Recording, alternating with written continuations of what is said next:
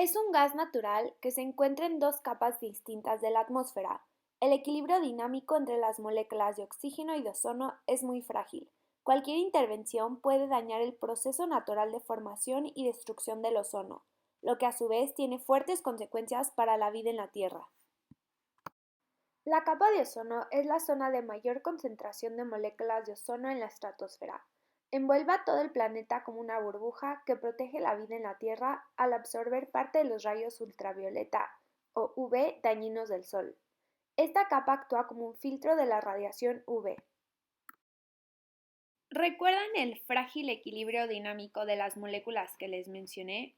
Pues este equilibrio se rompe con los clorofluorocarbonos, o CFCs, que son moléculas de tres elementos que cuando llegan a la capa de ozono se rompen solo con la luz solar, que divide sus moléculas provocando la liberación de cloro.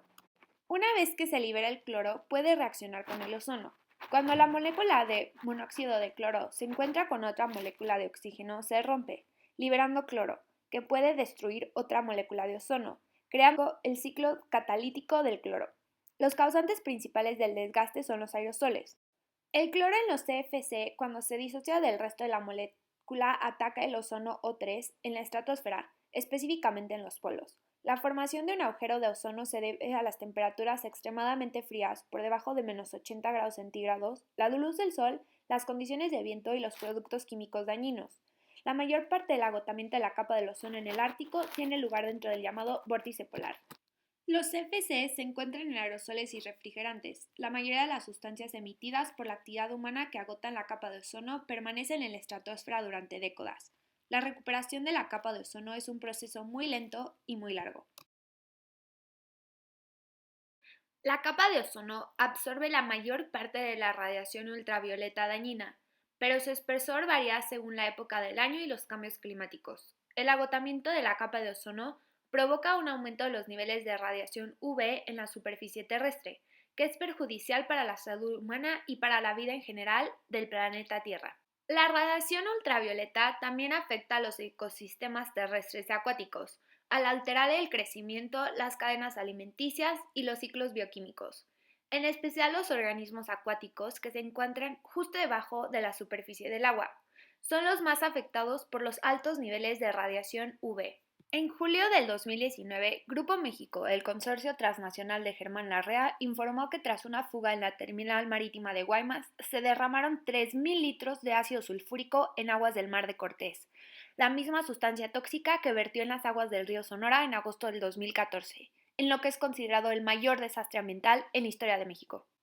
Fue en la terminal marítima de Guaymas, donde, debido a la falla en una válvula, se produjo el derrame de ácido en el también conocido Mar de Cortés. Este es uno de los lugares de mayor biodiversidad del mundo, patrimonio de la humanidad y cuna de la vaquita marina, en peligro crítico de extinción. Esta empresa se dedica a explotar la mina Buenavista del cobre en Cananea. Cuando el proceso de minería expone los sulfuros al agua y al aire, juntos reaccionan para formar ácido sulfúrico. El ácido sulfúrico o sulfato de hidrógeno es un líquido incoloro, viscoso y un ácido inorgánico fuerte. Es un ácido mineral y es uno de los 20 productos químicos más importantes en la industria química. Los aerosoles de azufre estratosférico son partículas ricas en azufre que existen en la región de la estratosfera de la atmósfera de la Tierra. La capa de la atmósfera en la que existe se conoce como capa Junge o simplemente capa de aerosol estratosférico. El ácido sulfúrico, como el que fue derramado por la mina, puede acelerar la pérdida de ozono formando un aerosol acuoso que cataliza reacciones. Los aerosoles de azufre son comunes en la troposfera como resultado de la contaminación con dióxido de azufre de la quema de carbón y de procesos naturales. El ejemplo más claro del peligro del ácido sulfúrico es que el agotamiento global del ozono observado en las últimas 4 décadas es atribuible a aumentos en los gases halógenos reactivos en la estratosfera. Los valores mundiales de ozono total más bajos desde 1980 han ocurrido en los años después de la erupción volcánica del monte Pinatubo en 1991, que aumentó temporalmente el número de partículas que contienen ácido sulfúrico en toda la estratosfera. Estas partículas aumentaron la efectividad de los gases halógenos reactivos para destruir el ozono y aumentó el desgaste global del ozono en aproximadamente 2%. La evaporación ocurre cuando una sustancia líquida se convierte en gas. Es este fenómeno lo que más probablemente ocurre con el derrame de ácido de las minas en el mar. Desafortunadamente, no existen estudios a profundidad de estas consecuencias, ya que Grupo México hizo todo lo posible por cubrir todas las noticias y las investigaciones al respecto. por esto que toda mi investigación la tuve que basar en hechos de investigaciones similares, como la erupción de los volcanes que expulsan aerosol volcánico. Esta capa de aerosol está formada por gas de dióxido de azufre que se convierte en gotas de ácido sulfúrico después de la erupción. Una vez formados, estos aerosoles permanecen en la estratosfera durante unos 2 años, como el ácido sulfúrico que fue derramado por Grupo México. Pero no todos son malas noticias. Las erupciones volcánicas, científicos descubrieron que se puede modificar la manera en que las gotas de ácido sulfúrico se pueden usar para bajar la temperatura de la Tierra. Esto se llama geoengineering, la cual consta de volar jets que dispersan gotas de ácido sulfúrico en la estratosfera, controlando la velocidad de su liberación. Estas partículas son arrastradas hacia arriba por los patrones naturales del viento y se dispersan por todo el mundo. Una vez esparcidas, los aerosoles reflejarán alrededor de 1% de la luz solar que golpea la Tierra de regreso al espacio.